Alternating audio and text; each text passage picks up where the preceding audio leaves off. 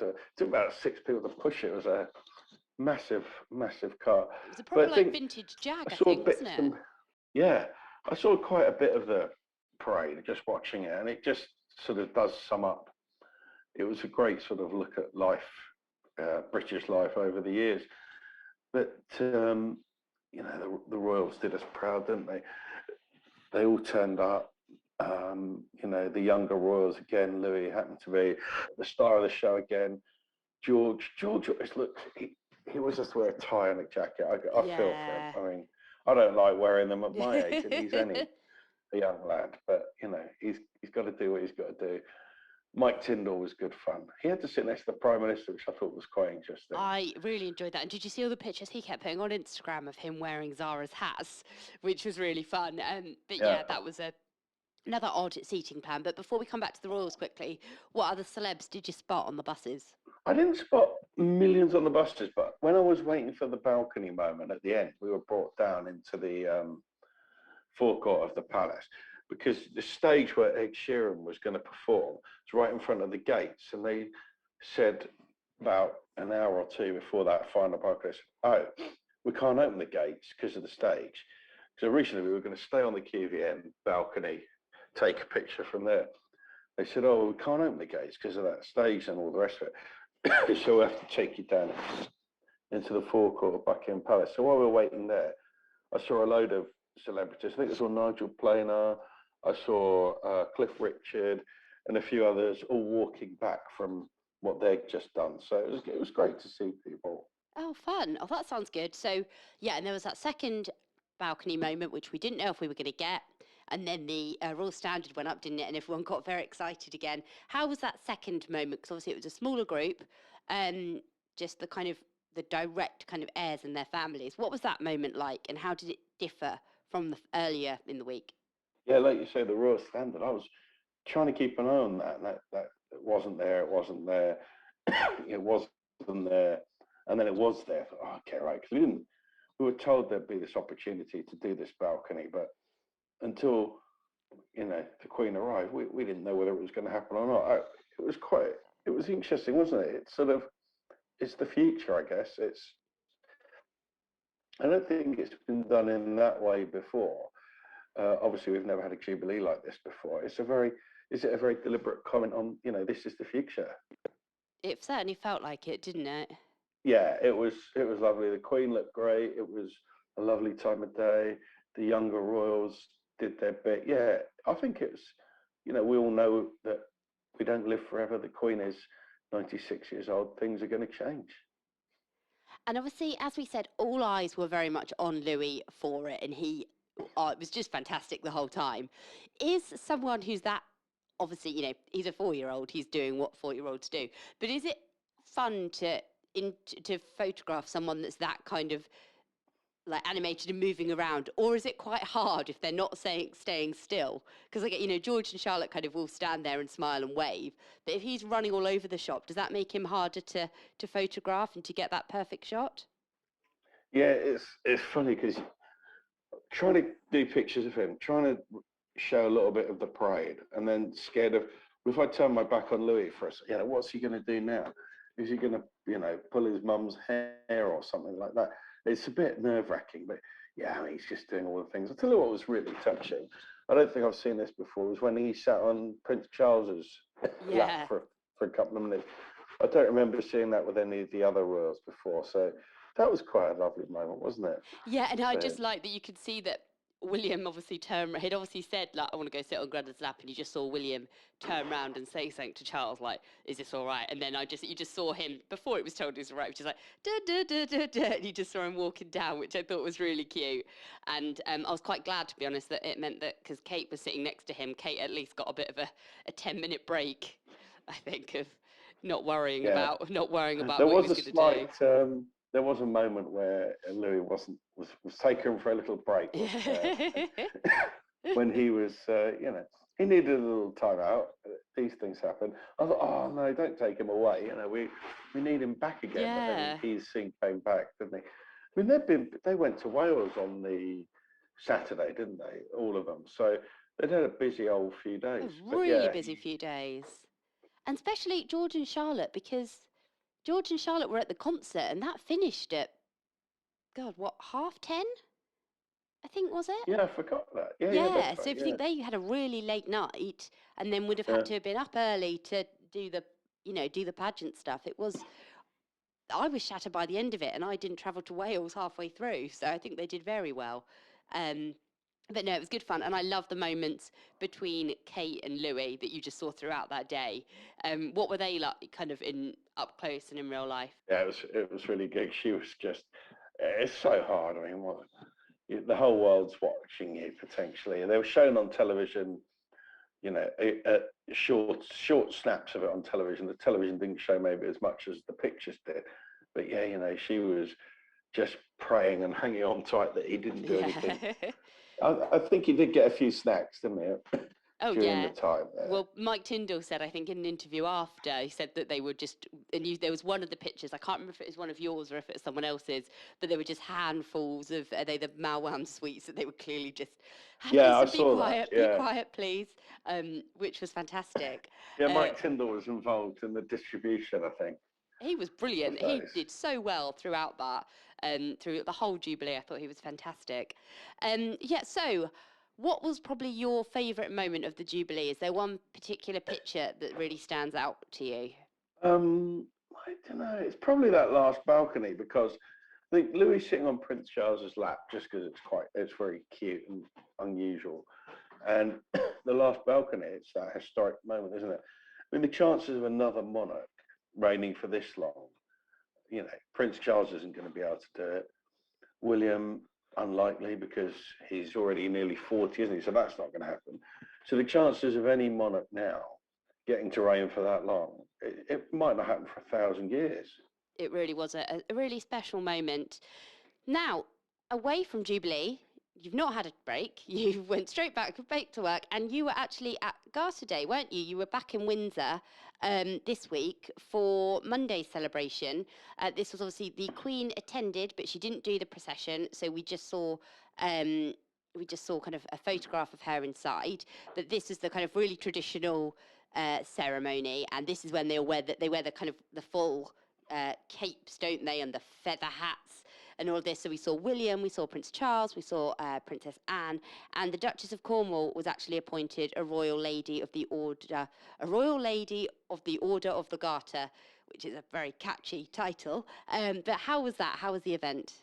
I've done Garter ceremonies for maybe 10 or more years. It's always a really hot day, which is nice. It was so lovely. Again, it's one of these fantastic things that has done so well. You've got, marching bands, you've got army there, you've got local people that apply for tickets, people that live in the grounds of the castle. It's a great atmosphere. It's beautifully executed every time. So they start at the top and then they come to St. George's Chapel, which is down the bottom of the castle. And they walk down in this procession, and it's just fabulous. I mean, a little bit too bright almost for pictures at one point, but all in all, it was a great day.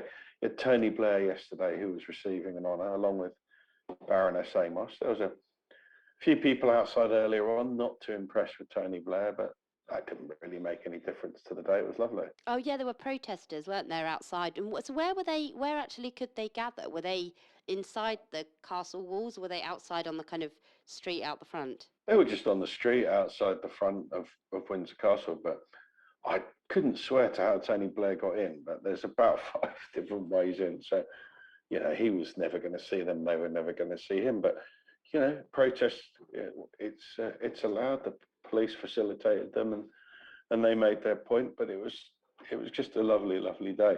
Unfortunately, the Queen wasn't there, although you could see the Royal Standard flying, and we knew that she was in Windsor because she spends a lot of time there now. So it was a fabulous day.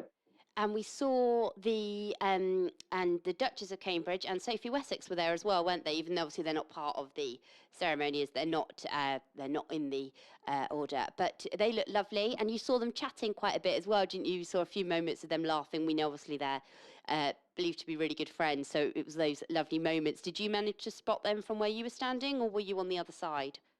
I was down the bottom in a place called I think they call it the Lower Ward. So there's a bit at the top where they come out. That's called the Galilee porch. Yep. And at the bottom, I was at the bottom of the hill. So as they go round into the chapel, Oh, that's yep. called the lower ward. So they were walking down initially, and then in the carriages on the way back up. So Cool. and there was also somebody who was going to turn up and then didn't turn up. That was all a bit of a controversy for a few hours, wasn't it? When it was said that Prince Andrew was going to be part of it, and then Oh, yes. I actually paid £3 for the program yesterday just to see if his name was in it. And was he? It wasn't. It wasn't No, in it. it wasn't. Well, yeah, because that's I've what it got a was. £3 program. No, don't need. Well, that's it. It had been widely reported that he was going to attend. However, it was reported just before that a family decision, was the quote, had been made that his appearance, so he still went, but he just did the behind the scenes stuff. So he did the actual kind of service itself and he was there for the lunch, but he didn't do the kind of, I don't know, is it a parade or a procession? I think it's a procession, isn't it? It's a procession. Looks Procession. like a procession. Yeah, so Yeah. there's been lots of talk over the last couple of days of how this decision came about, with some places reporting that it was very much Prince Charles and Prince William's decision, that they didn't believe that he should be part of it. But we will speak to Russell about that next time we catch up with him and get all of his inside information on that. But obviously it was a huge honour for Camilla to be made this royal lady, and obviously very much is in fitting with the Queen's message that she wants Camilla to become the Queen consort when Charles takes the throne. How did she look in all the gear? Because it's a strong look.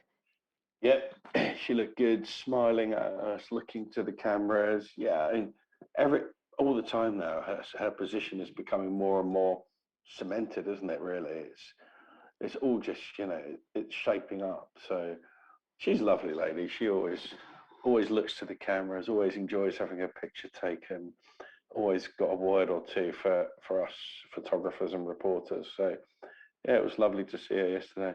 Yeah, you always mention, don't you, that she's one of your favourites to photograph because she's so lovely, and I think it's something that everyone I ever speak to in the kind of royal world always says the same, that she's really nice. But we did, even though we didn't get to see the Queen, we did see a photo, didn't we? They released an official snap, which was really nice. It showed the Queen standing between Charles and Camilla.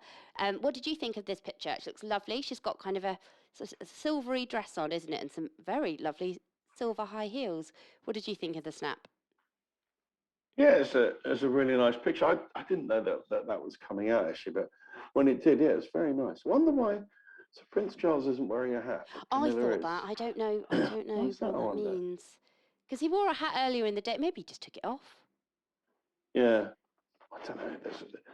I don't understand all of it. Necessarily all of the ins and outs. But yeah, well, it's a lovely picture, isn't it? It's I mean, really the Queen's nice. got her walking stick there, but she's doing remarkably well. I mean, if I ever get to that age, I'm sure I'll need several walking sticks. It did. It was such a nice day. And there were, again, loads of people gathered there. The pictures of kind of the full castle look really lovely as well. So a nice day. And as you said, beautiful sunshine, which is always Yeah, good. I mean, I think I said it before. I mean, I know I see some of the same faces in the crowd. If anyone's interested, I think you can more or less just apply for tickets to things like the Garter. I don't think it's that hard to get a ticket. You just look on the website. I'm sure Historic Royal Palaces, I think it is, and you too can be there next year. I was going to say, I'd love to go and do it. I've never been. I really should. I should look into it. Thank you for the tip. Now, Get Russell to buy you an ice cream. yeah, if you there we come. go. There's a He's nice going ice to have a cream long old shop list by the time this is in done. Windsor. So, what other fun royal jobs do you have coming up in the next kind of week or so? You're going away, aren't you? Yeah, well, there's a little bit of controversy before we even got there, isn't there? There's next week is Commonwealth Heads of Government meeting, or CHOGM for short, which is this year is in Rwanda in Kigali, and Prince Charles was involved at a reception last week to do with the Commonwealth, and he said what a lot of people are thinking.